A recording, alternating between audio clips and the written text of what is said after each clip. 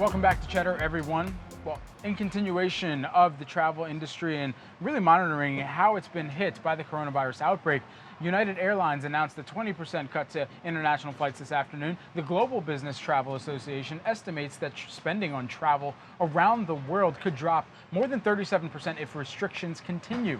That means the industry would lose an estimated $47 billion per month. Joining us now is Lynnwood Bibbens, who is the CEO of ReachTV. Lynnwood, such a pleasure to speak with you here this afternoon. How big of an impact does this have on the global economy? I think it's going to have an impact short term. I don't think it's going to be a long term thing. I think people, once they get past all the fears and misinformation and understand what can be done, how to protect themselves, and particularly domestically, I think you're going to see in March, you're going to see an uptick, and you're going to see, as I was listening earlier from the U.S. Travel Association, you'll see American Airlines, United, and Delta now taking those planes that were international, bringing them back into circulation in the U.S. and offering additional flights. So looking at double the amount of flights out of the hubs for United in Chicago and L.A. So now you'll have domestic flights where you're going to have people with 3-hour flights now being able to get lay flats and premium services. So in the U.S., I think you're going to see our traveling not get hit nowhere near as hard as international, because the prep work is being done. The travelers here are resilient and understand the tips. Owning a network that is in the travel media space, we focused on educating travelers, always keep yourself germ-free, and all the little things that you have to do.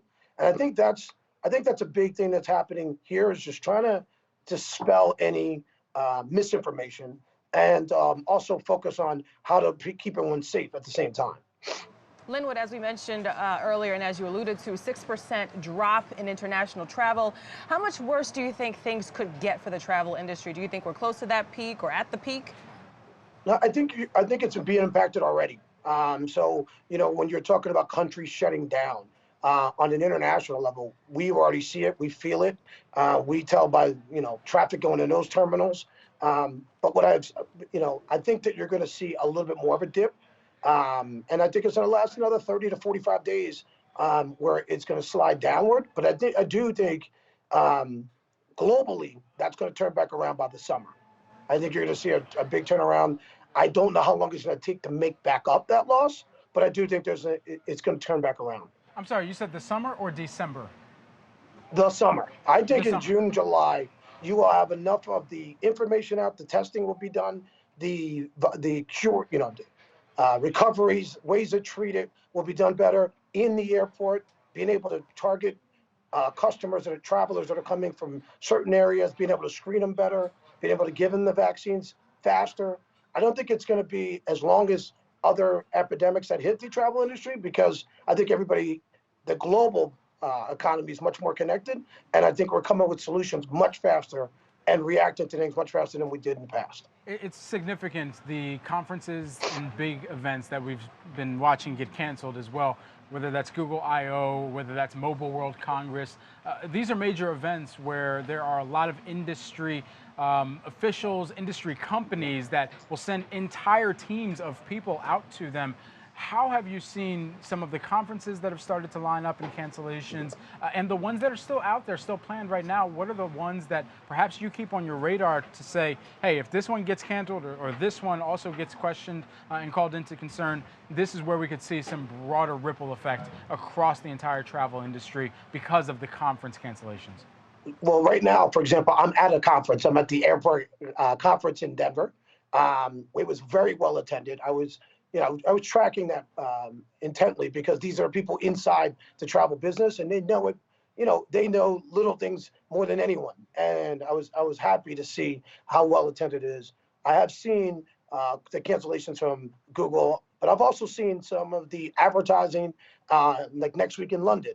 It's going forward, and I've seen some other things at South by Southwest that are going forward. So right now, I'm seeing a mixture of people canceling or kind of editing, where they're keeping domestic travel they can do, but international they're canceling. And I think that's going to, from a dollars and cents perspective, it is going to hit the travel industry. And I will say one other thing that has made me through this process really appreciate how important the travel industry is to our overall global economy. And I think that's something that I think I knew, but I think I'm appreciating it much more now. And Lynnwood, what is Reach TV doing to keep people safe?